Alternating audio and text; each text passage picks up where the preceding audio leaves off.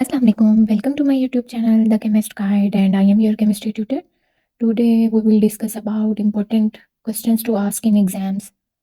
तो ये मैंने फेडरल बोर्ड के कुछ क्वेश्चंस निकाले हैं फर्स्ट चैप्टर से। इसी तरह मैं कुछ chapter wise important questions upload करती जाऊंगी, जिससे आपको हेल्प मिलेगी कि आप लोगों ने कौन कौन सा टॉपिक किस लिहाज से और कैसे करना है। तो इतना डिफ़िकल्ट नहीं है ये फर्स्ट चैप्टर। ये फेडरल बोर्ड की बुक के क्वेश्चंस हैं केमिस्ट्री के। ये फर्स्ट चैप्टर के इम्पोर्टेंट क्वेश्चंस हैं। तो ये चैप्टर वाइज अपलोड होते जाएंगे इंशाल्लाह। तो ये फर्स्ट चैप्टर के क्वेश्चन इंपॉर्टेंट देख लें आप लोग। आप लोगों ने इसको इसी लिहाज से स्टडी करना है। अब देखें, फर्स्ट टॉपिक तो है ब्रांचेस का। डेफिनेशन, केमिस्ट्री की डेफिनेशन के बाद तो ब्रांचेस की डेफिनेशंस आपको आनी चाहिए और ब्रांचेस को आइडेंटिफाई करना आना चाहिए। ये इस तरह से क्वेश्चन एग्जामिनर आस्क करता है एग्जाम्स में कि identify the branch of chemistry. Only one word में फिर आपको उसका जवाब देना होता है कि sulphuric acid is weaker than HCl। कौन सी ब्रांच आपको लग रही है? Gases can be compressed by applying pressure और hair contain a special class called protein called keratin which is present in nails and wood. ये आपकी बुक में सेल्फ असेसमेंट भी है और ये आगे जाके सॉल्यूशंस के साथ एग्जांपल्स भी और सेल्फ असेसमेंट भी आप उसको करें तो ये आपको इंशाल्लाह आ जाएगा कि ब्रांच को आप आइडेंटिफाई कर सकते हैं या नहीं। अब जैसे कि hair contain a special class protein called keratin which is present in nails and would.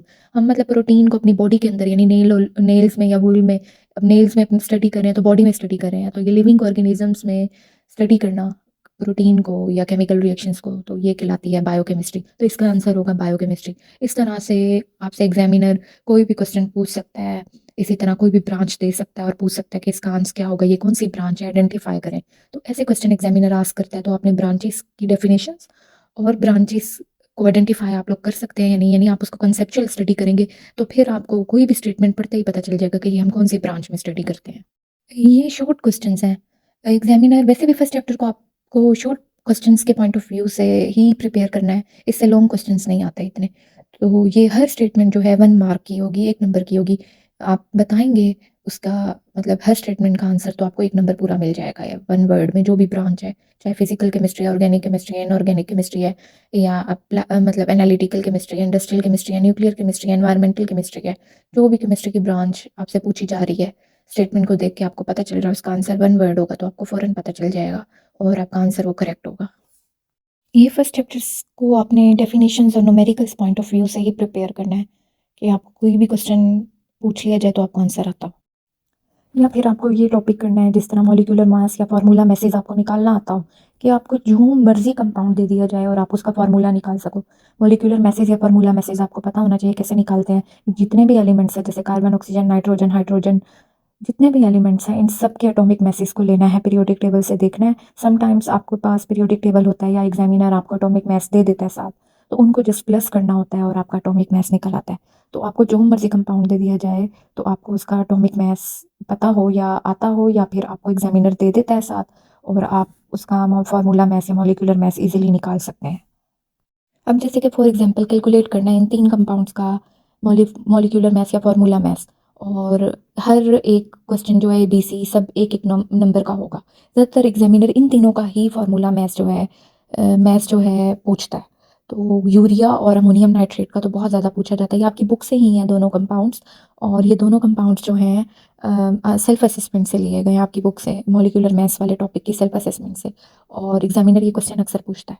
और इसके अलावा आपने फिर डिफरेंशिएट बिटवीन द फॉलोइंग, यानी आपको एटम और आयन का पता हो, आपने उनको डिफरेंशिएट करना है, या आपको मॉलिक्यूलर आयन और फ्री रेडिकल का पता हो, उन्हें डिफरेंशिएट करना है या उनकी एग्जांपल्स लिखनी, उनके एग्जांपल्स के साथ या डेफिनेशंस के साथ, और मतलब आपको सबकी डेफिनेशंस आती हैं। और ब्रांचेस के बाद टॉपिक ही यही है आपकी बुक में, डेफिनेशन से याद करने हैं इनकी भी, डिफाइन मिक्सचर एंड कंपाउंड्स। इसी तरह आपको मिक्सचर और कंपाउंड का भी पता हो। और उसके अलावा न्यूमेरिकल बेस्ड क्वेश्चन बहुत होते हैं। आप देखिए, calculate the mass of 3.4 multiply by 10⁻18। आपको एक फार्मूला पता होना तो आप उसका मतलब आराम से इजीली जो है उसका मास निकाल सकते हैं, आपको फार्मूला पता हो तो आपने जो है फार्मूलाज याद रख रहे हैं और आपको जो मर्जी वैल्यू दे दी जाए तो आप उसका आंसर निकाल सकते हैं।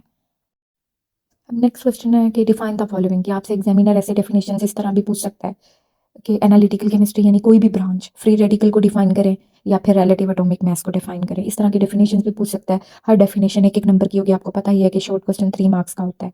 इसी तरह कैलकुलेट द मास ऑफ, इसी तरह सेम क्वेश्चन जैसे प्रीवियस आया है, mass of 2 multiply by 10 raise to power 25 molecules of water. Hydrogen का एटॉमिक मास भी दे दिया, ऑक्सीजन का भी दे दिया। अब इसी तरह नेक्स्ट क्वेश्चन है, इंडिगो डाई है, केमिकल है, इसका केमिकल फार्मूला है C16H10N2O2 is used to color blue jeans. It is derived from इंडोक्साइल C8H7ON। Nitrogen, oxygen, carbon और हाइड्रोजन का ही है, मतलब इंडिगो डाई इस केमिकल से निकाला गया है।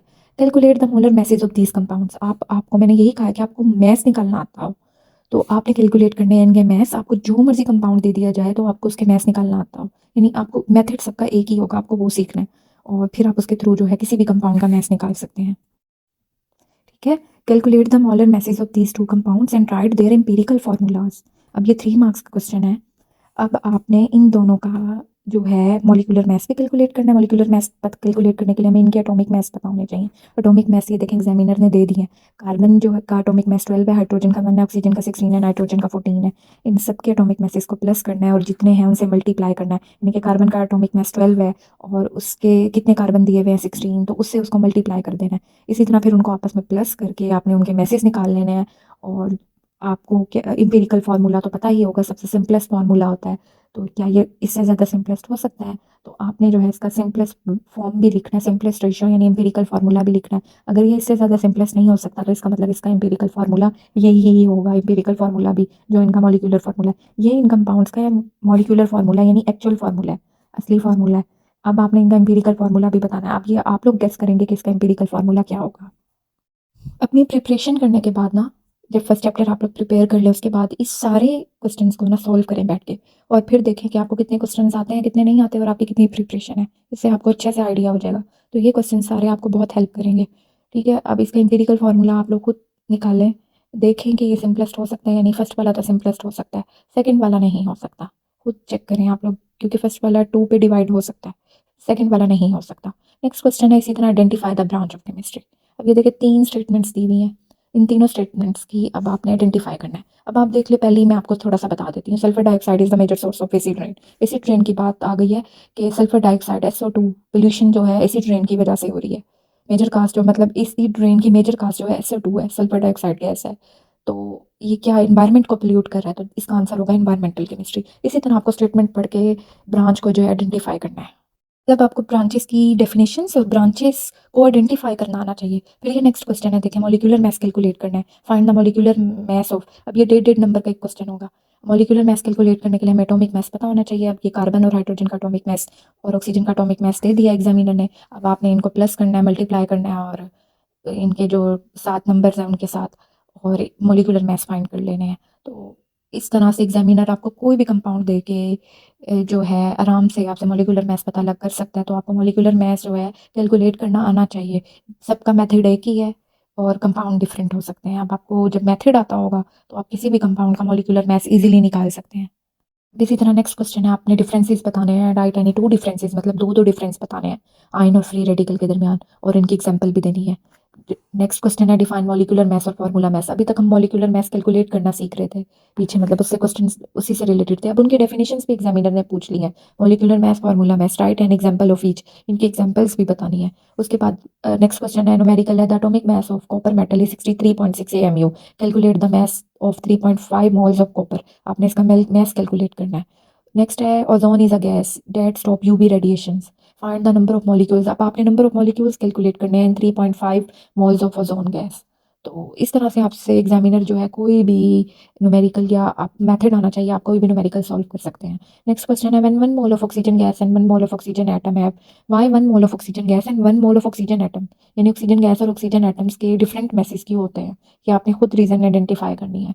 Right 3 differences between atom and molecule. Atom और मॉलिक्यूल के दरमियान 3 डिफरेंसेस बताने हैं। 3 नंबर के क्वेश्चन है। What is meant by, examiner ये भी पूछ सकता है, atomic mass, atomic number, atomic mass unit. आपसे इनकी डेफिनेशंस भी पूछ सकता है। नेक्स्ट है, butanoic acid is an organic compound containing 4 carbon 8 hydrogen 2 oxygen atom. अब ये देखो, यानी कि ये फार्मूला बनेगा C4H8O2।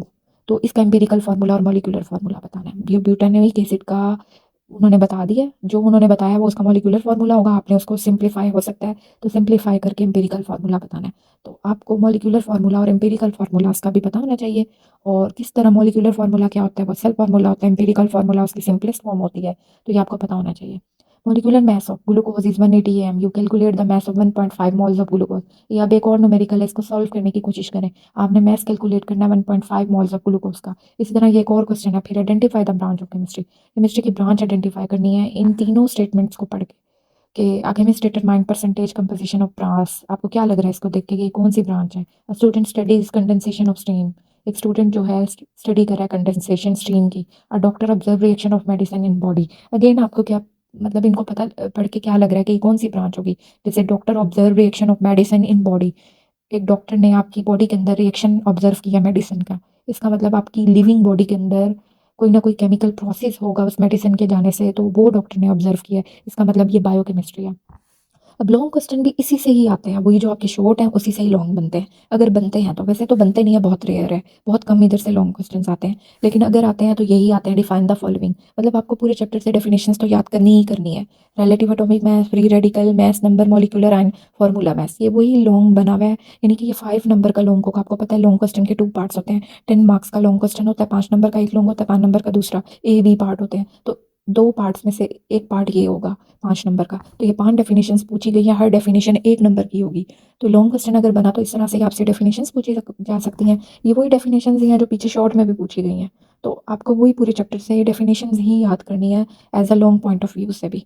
तो ये आप लोगों के लिए इतना डिफिकल्ट नहीं होगा। आपने इस चैप्टर से डेफिनेशंस पूरे चैप्टर से याद करनी है, और न्यूमेरिकल्स करने हैं। आपको हर चीज़ का मेथड आना चाहिए, कॉन्सेप्चुअल बेस्ड स्टडी करनी है। और इसी तरह यह लॉन्ग पूछा जा सकता है, molecule has 2 nitrogen and 4 hydrogen atom. एक मॉलिक्यूल के 2 नाइट्रोजन है और 4 हाइड्रोजन है, और उनके एटॉमिक मैसेज भी दिए हुए हैं, नाइट्रोजन के एटॉमिक नंबर, एटॉमिक मास। अब हमें इसका एम्पिरिकल फार्मूला भी निकालना है और मॉलिक्यूलर मास भी निकालना है। ये 4 या 5 मार्क्स का क्वेश्चन होगा। इसके अगर ये 4 मार्क्स का क्वेश्चन है तो इसका बी पार्ट जो है 6 मार्क्स का होगा। अगर ये 5 मार्क्स का है तो इसका बी पार्ट 5 मार्क्स का होगा। टोटल 10 होता है ना लॉन्ग क्वेश्चन का। तो अब आपने इसका ये फार्मूला बनाना है पहले तो, फिर उसका एम्पिरिकल फार्मूला पता लगाना है, फिर उसका मोलर मास भी कैलकुलेट करना है, यानी वही मॉलिक्यूलर मास भी कैलकुलेट करना है। ये लॉन्ग इस तरह भी पूछा जा सकता है, ये किसी बी पार्ट के साथ आ सकता है। इसका बी पार्ट ज़्यादा मार्क्स का होगा, ये जो है कम मार्क्स का होगा, 3 या 4 मार्क्स का होगा, और इसका दूसरा पार्ट मतलब ज़्यादा मार्क्स का होगा कि how many moles and atoms are there in 60 grams of calcium. अब आपने मोल्स भी निकालने हैं, एटम भी निकालने हैं इन 60 grams of calcium. I think ये 4 मार्क्स का क्वेश्चन होगा, यानी 2 मार्क्स के मोल्स निकालने के होंगे और 2 मार्क्स एटम्स निकालने के होंगे। तो आई होप कि these questions would be helpful for all the students. और इन फ्यूचर मैं बाकी तमाम चैप्टर्स के भी जो है इंपॉर्टेंट क्वेश्चन शॉर्ट और लॉन्ग शेयर करूँगी। आप लोगों ने अपनी प्रिपरेशन करके इनको सॉल्व करना है, और आप लोगों की अच्छे से प्रिपरेशन हो जाएगी इंशाल्लाह for exams. Thank you and अल्लाह हाफिज़।